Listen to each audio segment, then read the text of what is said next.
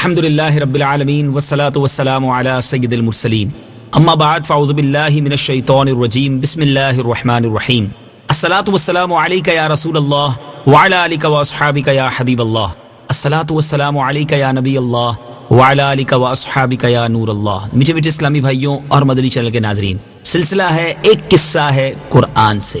قرآن ہے میرا رہنما، قرآن شفا ہے، نور ہے قرآن، جلا دل کی میرا قرآن، رضا رب کی میرا قرآن، قرآن قرآن۔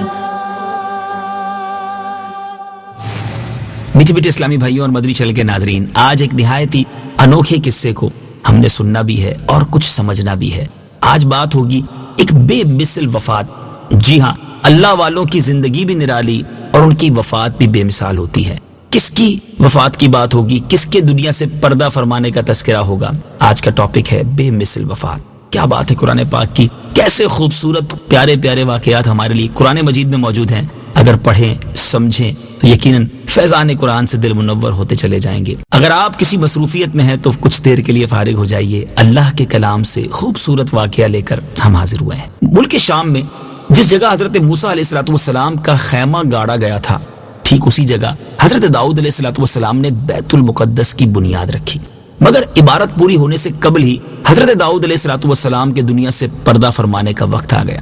آپ نے اپنے فرزند حضرت سلیمان علیہ السلام کو اس عمارت کی تکمیل کی وصیت فرمائی۔ چنانچہ حضرت سلیمان علیہ السلام نے جنوں کی ایک جماعت کو اس کام پر لگا دیا اور عمارت کی تعمیر ہوتی رہی۔ یاد رہے کہ حضرت سلیمان علیہ السلام وہ عظیم اللہ کے پیغمبر گزرے ہیں کہ جن کو جنوں پر بھی حکومت تھی، انسانوں پر بھی حکومت تھی، ہواؤں پر بھی حکومت تھی، چرند اور پرند بھی آپ کے تابع تھے۔ اللہ نے عظیم و شان سلطنت سے آپ کو نوازا تھا۔ اب آپ کی بھی دنیا سے پردہ فرمانے کا وقت قریب آ گیا۔ عمارت مکمل نہیں ہوئی تھی تو آپ نے یہ دعا مانگی کہ الہی میری موت جنوں کی جماعت پر ظاہر نہ ہونے پائے، تاکہ وہ برابر عمارت کی تکمیل میں، تعمیر میں مصروف رہیں، اور ان سب کو جو علم غیب ہونے کا دعویٰ ہے وہ بھی باطل ہو جائے، وہ بھی غلط ثابت ہو جائے۔ یہ دعا مانگ کر آپ محراب میں داخل ہو گئے اور اپنی عادت کے مطابق اپنی لاٹھی پر ٹیک لگا کر عبادت میں کھڑے ہو گئے، اور اسی حالت میں آپ کا انتقال ہو گیا۔ مگر جو جن مزدوری کر رہے تھے، بیت المقدس کی تعمیر کر رہے تھے، وہ یہ سمجھے کہ آپ زندہ کھڑے ہیں اور سامنے موجود ہیں، اس لیے وہ برابر کام میں مصروف رہے۔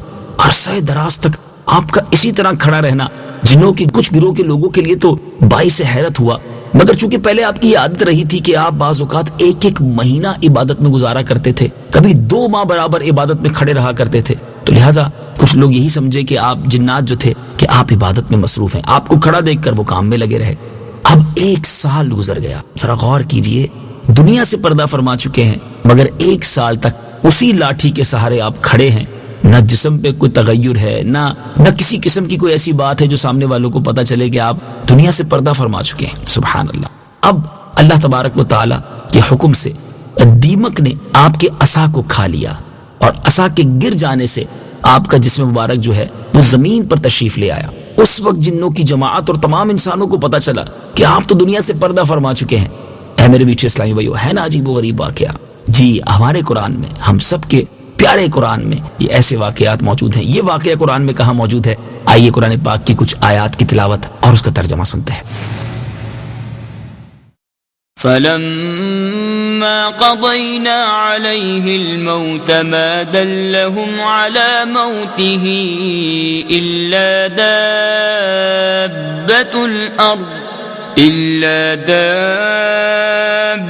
الْأَرْضِ تَأْكُلُ مِنْ سَأَتَهُ فَلَمَّا خَرَّ تَبَيَّنَتِ الْجِنُّ أَنْ لَوْ كَانُوا يعلمون الغیب ما لبثوا فی العذاب المہین۔ ترجمہ: پھر جب ہم نے سلیمان پر موت کا حکم بھیجا تو جنوں کو اس کی موت زمین کی دیمک نے ہی بتائی جو اس کا عصا کھا رہی تھی۔ پھر جب سلیمان زمین پر آ رہا تو جنوں پر یہ حقیقت کھل گئی کہ اگر وہ غیب جانتے ہوتے تو اس ذلت و خواری کے عذاب میں نہ رہتے۔ میٹھے میٹھے اسلامی بھائیوں اور مدنی چینل کے ناظرین، اس قرآنی واقعے سے ہم سب کو یہ سیکھنے کو مل رہا ہے، یہ ہدایت مل رہی ہے کہ حضرات انبیاء کرام علیہ السلام کے مقدس بدن وفات کے بعد سڑتے نہیں ہیں، کیونکہ آپ نے ابھی ابھی سنا کہ 1 سال تک حضرت سلیمان علیہ السلام وفات کے بعد عصا کے سہارے کھڑے ہیں، ان کے جسم مبارک میں کسی قسم کا کوئی تغیر رونما نہیں ہوا، اور یہی حال تمام انبیاء علیہ السلام کا ہے کہ ان کی قبروں میں ان کے بدن کو مٹی نہیں کھا سکتی۔ چنانچہ حدیث پاک میں ہے جس کو ابن ماجہ نے روایت کیا ہے، ان اللہ حرم علی الارض ان تأکل اجساد الانبیاء فنبی اللہ حی یرزق۔ سبحان اللہ، ابن ماجہ کی حدیث کا مطلب کیا بنتا ہے؟ مطلب یہ ہے کہ بے شک اللہ نے زمین پر حرام فرما دیا ہے کہ وہ انبیاء کے جسموں کو کھائے، لہٰذا اللہ کے نبی زندہ ہیں اور ان کو روزی دی جاتی ہے۔ کیا بات ہے! یہ قرآنی واقعہ مجھے اور آپ کو سکھا رہا ہے کہ حضرت سلیمان علیہ السلام 1 سال ہو گیا دنیا سے پردہ فرمائے ہوئے، مگر اپنے عصا کے سہارے کھڑے ہیں۔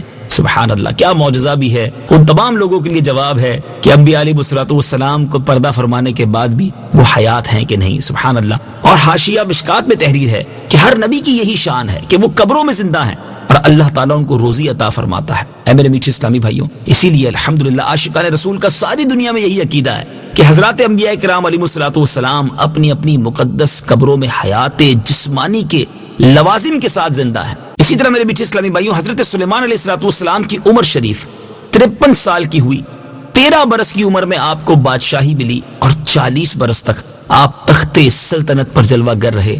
آپ کا مزار اقدس بیت المقدس میں موجود ہے۔ رب کریم تربت حضرت سلیمان علیہ نبینا علیہ السلام پر کروڑوں انوار و تجلیات کی بارش برسائے اور ہم سب کو ان کی برکتوں سے فیضیاب فرمائے۔ مدنی چینل دیکھتے رہیے، ایک اور قصہ قرآن کا لے کر اگلے سلسلے میں حاضر ہوں گے۔ صلو علی الحبیب صلی اللہ تعالی علی محمد صلی اللہ علیہ وسلم۔